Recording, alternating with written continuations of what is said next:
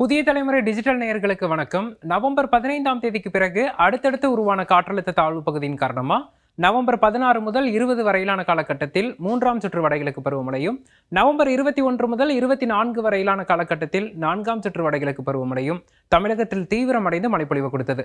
குறிப்பாக தென் மாவட்டங்கள்லையும் காவிரி டெல்டா மாவட்டங்கள்லையும் கடந்த 10 நாட்களாக பரவலாக மழை பதிவாகிட்டு இருக்கு.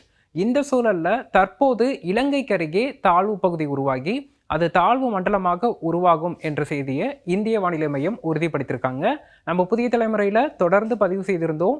இலங்கைக்கு அருகில் இருக்கக்கூடிய தாழ்வு பகுதி தான் தாழ்வு மண்டலமாக புயல் சின்னமாக வலுப்பெறும் என்றும், அந்தமான் அருகே இருக்கக்கூடிய தாழ்வு பகுதி வலுப்பெற்று புயலாக மாறுவதற்கான வாய்ப்புகள் குறைவு என்று. தற்போது அந்த நிலை என்ன?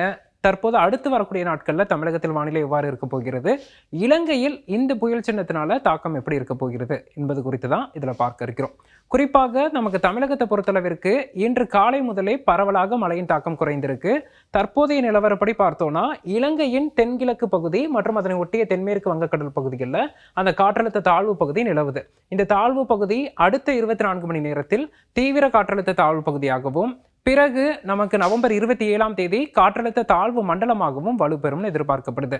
இது இலங்கைக்கு அருகே புயலாக மாறப்போறதில்லை. ஆனால் மிக மெதுவாக இலங்கையின் தென்கிழக்கு பகுதியிலிருந்து வட இலங்கை வரைக்கும் மிக மெதுவாக நவம்பர் 26, 27, 28 ஆகிய 3 நாட்கள் நகர்ந்து வரும் அப்படின்னு எதிர்பார்க்கப்படுது. இது இலங்கையை விட்டு அகன்று நவம்பர் 28ஆம் தேதி வாக்குல குறிப்பா வட இலங்கை மற்றும் அதனை ஒட்டிய டெல்டா கடற்கரையை அடையும் போது இது ஆழ்ந்த காற்றழுத்த தாழ்வு மண்டலமாக வலுப்பெறுவதற்கும் சாத்தியக்கூறுகள் இருக்கு. இதன் தாக்கம் இலங்கையில் எப்படி இருக்க போகுது என்பது குறித்து தான் இதுல பார்க்க இருக்கிறோம். குறிப்பா தமிழகத்தை பொறுத்தளவிற்கு அடுத்த 3 நாட்களுக்கு மழைப்பொழிவு குறைந்து காணப்படும். அதாவது நவம்பர் 25, 26, 27 ஆகிய 3 நாட்கள். மீண்டும் வடகிழக்கு பருவமழை தமிழகத்தில் தீவிரமடைவது நவம்பர் 28, 29, 30 ஆகிய தேதிகளில். இலங்கையை பொறுத்த மட்டில் இந்த உருவாகக்கூடிய தாழ்வு பகுதி படிப்படியாக வலுவடைவதனால நாளை முதல் மழையின் தாக்கம் தீவிரமடையும். தற்போதே வட இலங்கை மற்றும் கிழக்கு மாகாணங்கள்ல பரவலாக மழை பதிவாகிட்டு இருக்கு. நவம்பர் 26, 27, 28 ஆகிய 3 நாட்கள்ல தொடர் மழைக்கும் கன முதல் மிக கனமழைக்கும் வாய்ப்புகள் இருக்கு. குறிப்பா வட இலங்கை மற்றும் கிழக்கு மாகாணங்கள்லாம் அதீத கனமழை வரைக்கும் பதிவாவதற்கான வாய்ப்புகள் இருக்கு.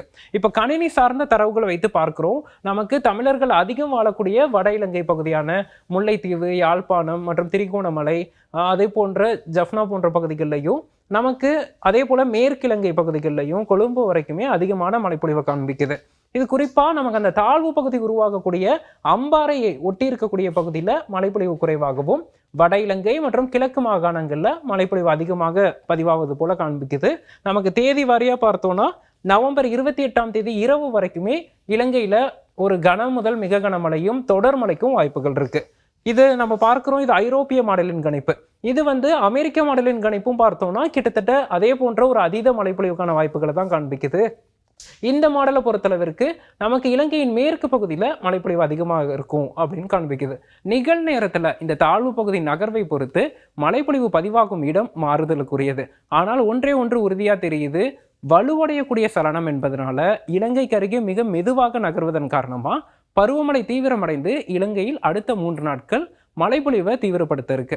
இதன் காரணமா இலங்கை வாழ் மக்கள் அச்சப்பட தேவையில்லை. அதே சமயத்தில் மிகவும் எச்சரிக்கையா இருக்கணும், பாதுகாப்பாக இருக்கணும். குறிப்பாக நீர்நிலைகளுக்கு அருகில் இருப்பவர்கள் சற்றே பாதுகாப்பான இடங்கள்ல சென்று இருப்பது நல்லது.